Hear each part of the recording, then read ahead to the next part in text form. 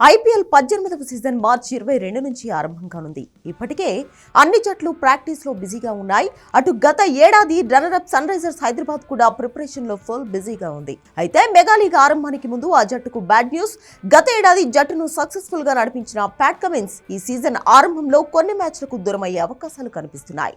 భారత్ తో border Gavaskar trophy ముగిసిన తర్వాత కమిన్స్ గాయంతో ఛాంపియన్స్ ట్రోఫీ నుంచి తప్పుకున్నాడు. ఆ గాయం నుంచి కోలుకున్నాడని వార్తలు వచ్చినా ఇంకా పూర్తి ఫిట్నెస్ సాధించలేదని సమాచారం. ఈ నేపథ్యంలో ఐపీఎల్ 18వ సీజన్ తొలి వారం మ్యాచ్లకు అతను అందుబాటులో ఉండడం కష్టంగానే కనిపిస్తోంది.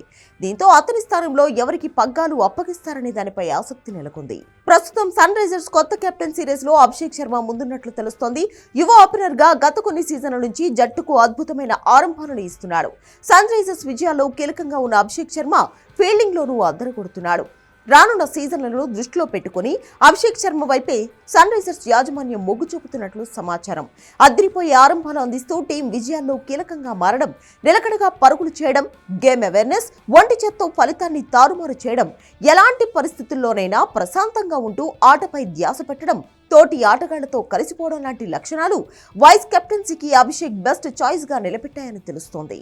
టీ20 ఫార్మాట్ లో అతని కెప్టెన్సీ రికార్డు కూడా బాగానే ఉంది. దేశవాళీ క్రికెట్ లో పంజాబ్ జట్టును లీడ్ చేసిన అభిషేక్ శర్మ విన్నింగ్ పర్సెంటేజ్ 60% ఉంది.